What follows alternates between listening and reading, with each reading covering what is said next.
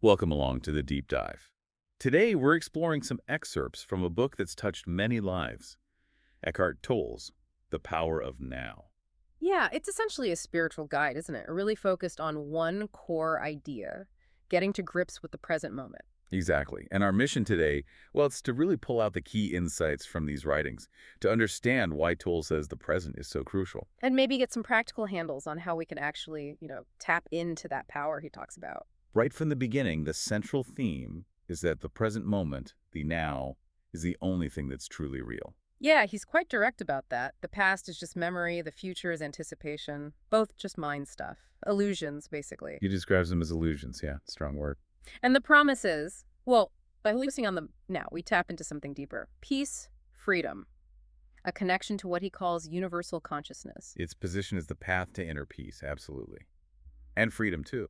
And it suggests that spiritual awakening isn't some far-off goal. It happens right now, right here. When we quiet the mind. hmm When we learn to quiet that constant mental chatter and distraction, which kind of points to the mind being the main obstacle, perhaps. That seems to be the implication. Yeah, and that leads us straight into one of the first big concepts in the book. Yeah. This quite radical idea that you are not your mind. Okay, let's dig into that. If I'm not my mind, then what am I? He calls the mind a tool, which is interesting. Right, it's a tool. But then there's this thing called the ego. Ah, the ego. Yeah, he describes it as this false self created by the mind. It's made up of all our thoughts, our past, our conditioning, emotions. And it's always looking for something. Validation. Control. Exactly. Seeking validation, identifying with things, with roles, with beliefs.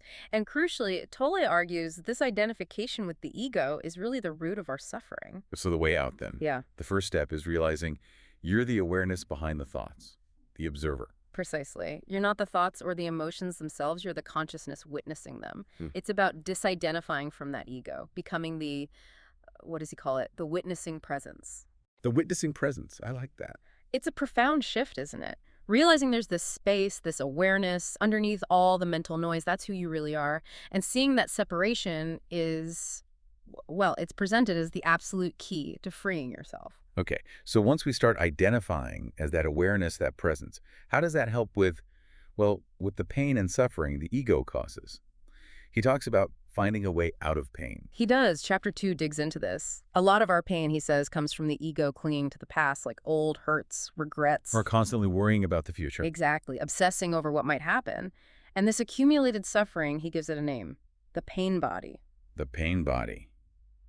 That sounds heavy. What exactly is it? It's described as this kind of energy field, made up of old, unresolved emotional pain. From past experiences, maybe even collective pain, it sort of lies dormant. Until something triggers it. Yeah, and when it gets triggered, boom, intense emotional reactions. Anger, sadness, fear. It pulls us right back into old patterns, keeps the suffering going. It actually feeds on unhappiness, he says. Wow. Okay. And presence is the antidote. How does awareness help with that? This is really central. The idea is the pain body needs unconsciousness to survive. It thrives when we identify with the emotion, react blindly. Right. When we get lost in it. Exactly. Yeah. But when you bring conscious awareness to it, just observing the feeling, the energy in your body, without judging it or getting swept away. You're shining a light on it. That's the analogy, yeah. You bring consciousness to it. And it apparently can't survive in that light. It needs the darkness of unconsciousness. So awareness doesn't fight the pain. It dissolves it. That's the idea. By being the witness, you break the cycle of identification and reaction. You acknowledge it's there, but you don't become it. And in that space of awareness, its energy starts to dissipate. So the key takeaway there is awareness itself is the path to freedom from emotional pain. Just observing. Just observing, without judgment, without resistance. That's powerful. But okay, practically speaking, how do we do that? How do we cultivate this presence, this witnessing state? He offers some guidance, right? He does, yeah. It moves into the how-to. Simple things, actually, like focusing on your breath, really feeling the air move in and out. Or paying attention to the body, like the actual physical sensations. Exactly. Feeling your hands, your feet on the ground, little things like that. He says tuning into bodily sensations immediately pulls your attention out of the mind's chatter. And anchors you in the present. Anchors you right here, right now. He also suggests engaging fully with your senses, really listening to sounds, really seeing without labels, feeling textures, experiencing the richness of this moment. And doing this regularly, practicing it, trains the consciousness to stay present, leading to more peace. That's the idea. It becomes more natural over time. And related to the body, there's this concept of the inner body. The inner body, what's that about? It builds on using the body as an anchor. He suggests the body isn't just physical matter, but it's also like a field of energy, life energy, consciousness itself. So tuning into that feeling of aliveness within the body, that connects you even more deeply. Yes. Feeling that inner energy field, that vibrancy, it's presented as a direct way to connect with your deeper self, beyond thoughts and the ego. It's a powerful way to root yourself in the now. So it grounds you, keeps you from getting swept away by thoughts. Exactly. So the practical takeaway seems to be use your senses, use the feeling of your body, especially that inner aliveness, to drop into and stay grounded in the present moment. Okay, these practices sound doable, accessible. Yeah. But he also acknowledges it's not always easy, right? The mind fights back. Oh, absolutely. He talks about the obstacles. The mind actively resists the present moment. Why? Why would it resist? Well, according to Tolle, the ego thrives on time past and future. The present moment is where the ego starts to lose its grip, where it can dissolve. So its survival strategy is constant thinking. Dwelling on the past, worrying about the future, that's the ego trying to stay in control. That's exactly it. Those patterns pull you out of the leap. Now, maintain the ego's false identity. He says just becoming aware of these patterns, catching yourself when you're lost in thought about past or future, is the crucial first step. Noticing the mechanism. Noticing, it allows you to disidentify and choose to come back to the present. And this connects to another idea he explores later, the need to go beyond the thinking mind for real awakening. Beyond the thinking mind. Yeah, he clarifies that the endless stream of compulsive thought is basically the ego in action.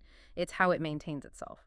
So, true peace, real awakening, it requires stepping out of that constant thinking. And into what? Pure awareness. Into that state of pure, aware consciousness that's underneath the thoughts. So the mind isn't just a helpful tool, it's also the source of resistance.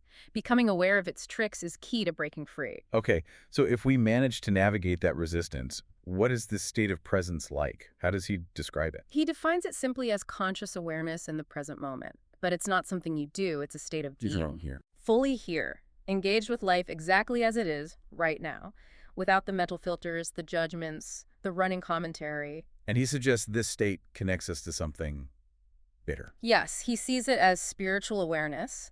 It links you to what he calls the unmanifested. The unmanifested. Yeah, the deeper, formless reality, universal consciousness, maybe, the source energy that exists before thought and form.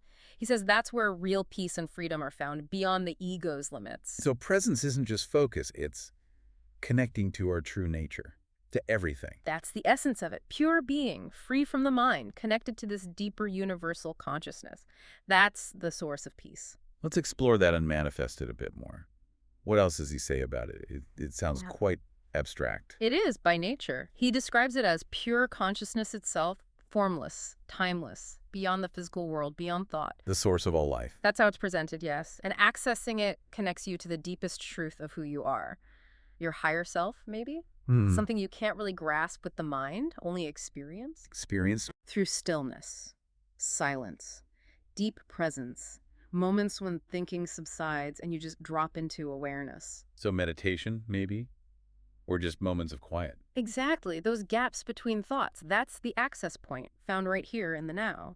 And connecting with it brings this profound sense of, well, connection to everything. The takeaway being that this deeper reality, the unmanifested, isn't reached through thinking, but through cultivating stillness and presence within ourselves. Precisely. Through silence, stillness, and just being present. That's a huge concept. Bringing it back down to earth a bit, how does all this affect our relationships, our interactions with other people? Ah, yes. He talks about enlightened relationships. Enlightened relationships, what makes them different? Well, they happen when both people are primarily operating from presence, not from their ego's needs and demands. So the love isn't based on neediness or control, like, I need you to make me happy. No, it comes from a deeper place. Acceptance, compassion, just being truly present with the other person. It's free from that egoic clinging and possessiveness we often see. And presence allows for better communication, more authentic. Definitely. When you're present, you can listen without the ego's filters, speak your truth clearly but kindly. Communication comes from awareness, not just unconscious reaction. Which would naturally lead to deeper, more harmonious connections, wouldn't it? Absolutely. When two people meet in that space of presence, there's a different quality of connection. Respect for each other's being, freedom. It's less about ego games and more about genuine connection. So the insight there is that presence transforms relationships, making them based on acceptance and freedom, not ego. That's the potential, yeah. Love without attachment. Wow. Okay, so stepping back and looking at all these threads from the power of now, the core message really hammers home that living in the present, getting free from the mind's grip on past and future, that's the path. It's the path to peace, awakening a fulfilling life, according to Tolle, yeah. Recognizing you're the awareness, not the thoughts. And using that awareness as a tool, powerful enough to dissolve old pain just by observing it.